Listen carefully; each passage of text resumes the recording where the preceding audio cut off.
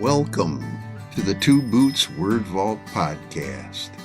This episode is the reading of the third chapbook in my Music Critic Series, The Music Critic at the Baroque Festival.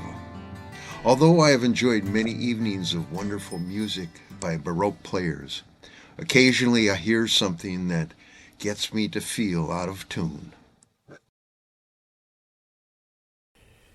Here are 9 poems from the little chapbook that I've called The Music Critic at the Baroque Festival.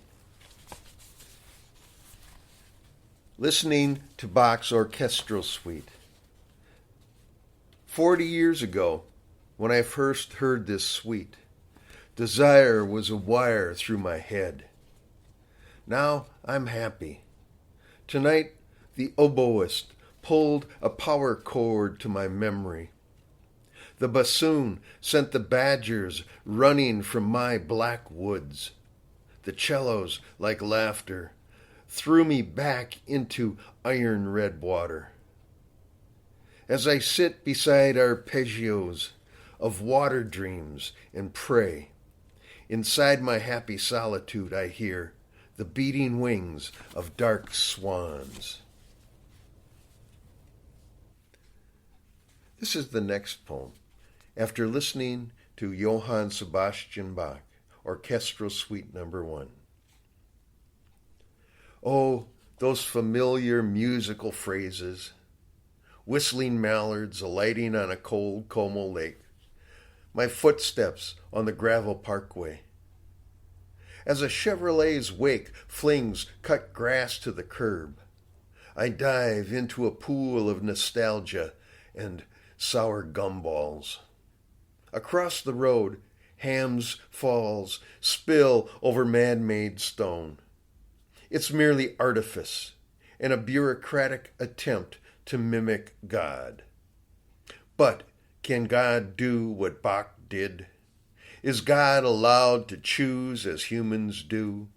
Does God play at the edge of limitation? Sharp autumn is aging inside its limits. The temperatures will drop tonight, and a brazen frost will appear at dawn. Longing and regret swim like blue whales in my heart. The trees hum in the wind. Number 3. Listening to Jorg Christoph Wagenseil. With a cork up his musical ass, the cellist steps righteously to his chair, as if Mother were to watch him solo from her upper bedroom window. Whoever loves this music loves dominance in its most passive-aggressive form. This composer sent his emperor to a nap. His pen was a syringe loaded with silent hate. A gratuitous minor phrase only praises the author's grandiose cleverness. From her cushioned chair, a mathematician loudly applauds these predictable dynamics. This music, its static rhythm, its bodiless thoughts, and the egos it attracts, promote separation, undeserved arrogance, and insidious mold-making treatises. Although their laundry is done regularly, this audience flaunts its musty clothes while dreaming of royal garments, patronage, and safe, secure Saturday mornings. The next poem, Wolfgang Amadeus Mozart. With this music, these players do well with speed, and there is true strength in their quickness. But they have difficulty with slow soul. Their tails never feel the hesitancy. The conductor may feel the music in his toes, but his trunk is as stiff as a Manhasset stand. His elbows are like carpenter squares the metal ones, 2 feet by 3 feet. The violinists try to pour fluidity into the hall, yet the conductor moves like a junior accountant, and his backside shakes like a plexiglass sheet. A dance lesson from William, Duke of Cambridge, would do wonders for him and the score. He's trying, but he ain't there yet. Here's Sitting Through a Garden Concert.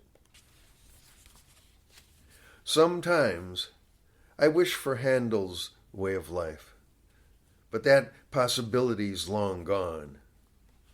Pine cones rattle onto this suburban garden, and a hawk rests his worn-out wings. Yesterday, I overheard a coffee shop story about a priest who awakened one morning, finally aware that he lived second-handedly. My stomach tightened and I frowned. Look how the harpsichordist reaches for the concertmaster's hand. All violinists are taught to smile, whether happy or hateful or in fear. I wish I didn't know that the oboist should take care. He hates cute, and the violinist and harpsichordist have conspiracy for cute in their eyes. Giovanni Ginzer, Concerto in C major for 2 clarinets. Chelmeau, clarinets, and duck calls, and music as predictable as a 13-year-old girl's gasping tantrum for boys in a royal Neverland. Why do girls of privilege dream of privateers who will abduct them?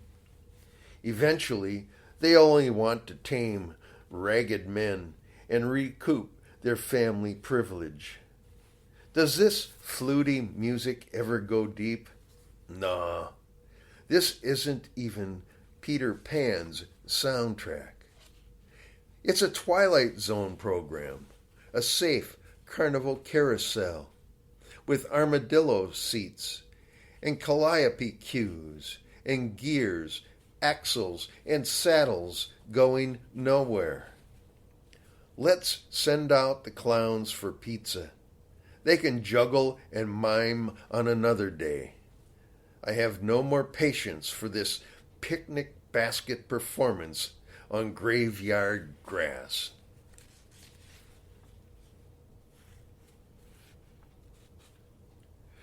Johann Friedrich Fasch, Concerto in B-flat major for Chelmeau, strings, and bass clarinet. When the Chelmeau player opens his fingers over the holes, something gray comes out, like a pigeon from a cathedral nook, like lint from the overcoat of a pale young minister. A castrati looks to the nave's ceiling and sees only dust on the Gothic timbers. Disappointment coats the tarnished candlestick. 11 stringed instruments weave a web of expectation, but the clarinet provides only sticky sentimentality. It gives us a winter sorrow, which has never known sweat, nor held any possibility for a grin.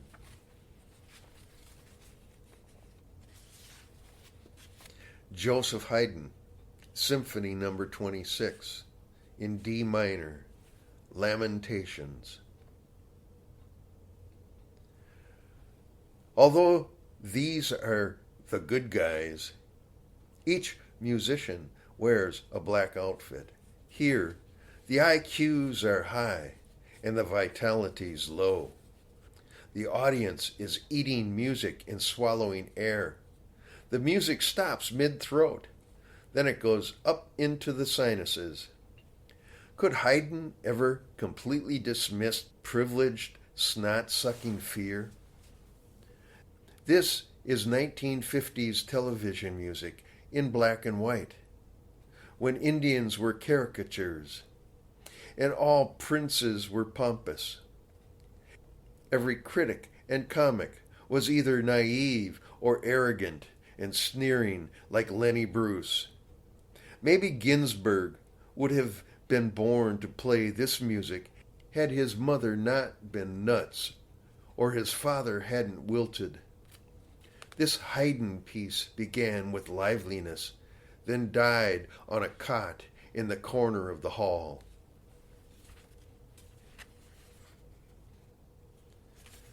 Last,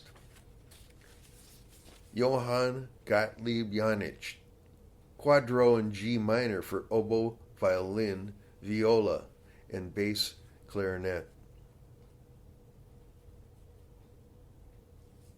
When this music was new, old roads were rutted by wooden wheels and horse turds piled in the middle of the road. Yesterday, beside University Avenue, an Ojibwe woman held a sign, "Homeless, anything helps, God bless." Last night in the garden, the purple cosmos froze and the autumn died as a ball player stole home in the World Series. Early today, a man with a few black teeth stood at the same avenue corner with the same cardboard sign.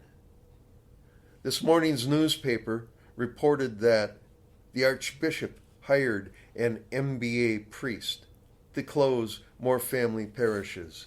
Yet His Grace, the Archbishop, found a way for his own parents to be buried out of their own church. My dad's church had already closed when he said, "Even if I'm buried from another's parish, I'm lucky. I am dying at home."